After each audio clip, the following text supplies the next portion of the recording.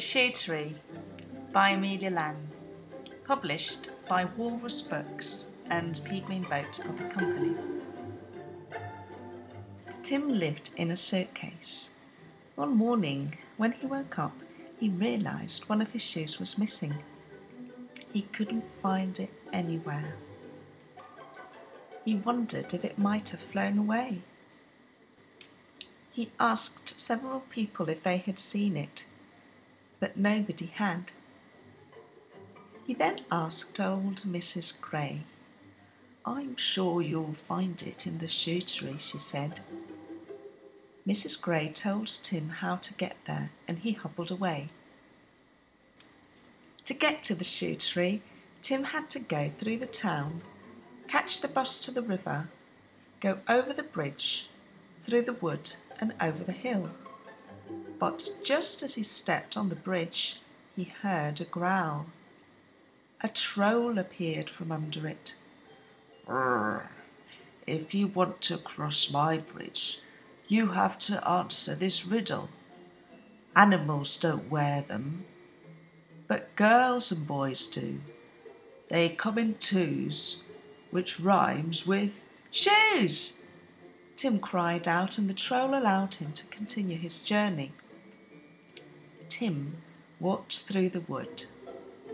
Then he went over the hill, and at last he saw the shoe tree. Tim looked amongst the shoes on the branches, but he couldn't see his shoe anywhere. "Mrs. Gray was wrong," he cried. Suddenly, he heard a deep voice. "You have to make a wish."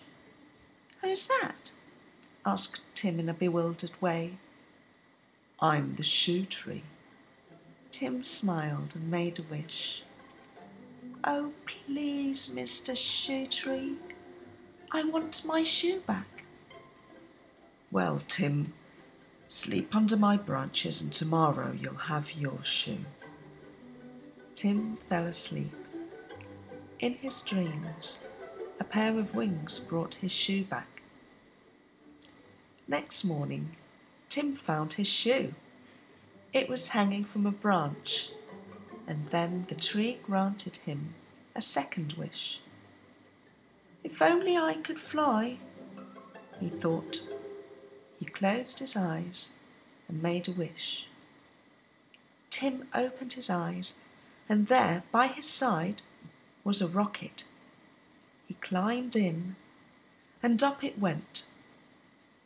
But shortly after taking off, the rocket started to make strange noises, and down it came with a crash. Then the shoe tree spoke again. "You have one last wish." "Well, I want to see my friend Tom. I miss him," he whispered sadly. Tim fell asleep beside the tree as the stars lit the sky. In the morning, a little voice woke him up. It was a seashell. "I can take you to your friend," it said.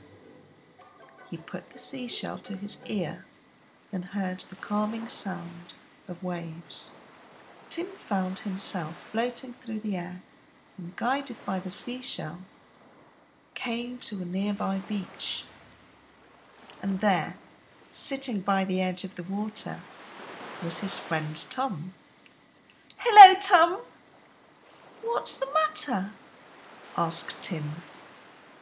"The tide has taken my shoes away, and my mum will be so cross," blubbered Tom.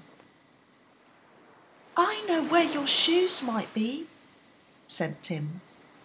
Tom looked surprised. "In the shoe tree. Come with me." "Are you sure we will find them there?" asked Tom. "Yes, of course. All you have to do is ask the shoe tree for your shoes," explained Tim knowingly, with a sparkle in his eyes.